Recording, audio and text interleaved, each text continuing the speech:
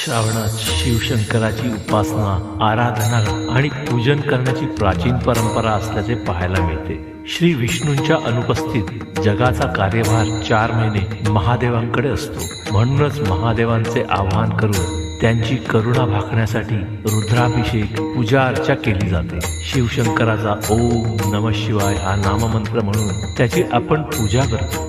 शिवशंकराला प्रिय असलेले बेलाचे केवळ 1 पान वाहिले तरी पूर्ण पूजेचे पुण्य प्राप्त होते अशी मान्यता आहे. श्रावणी सोमवारी शिवपूजन झाल्यानंतर शिवामूठ वाहिली जाते.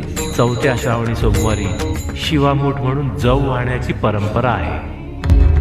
शिवशंभो ओम शं ओम शं ओम शं शिवशंभो ओम शं ओम शं ओम शं शिवशंभो ओम शं ओम शं ओम शं शिवशंभो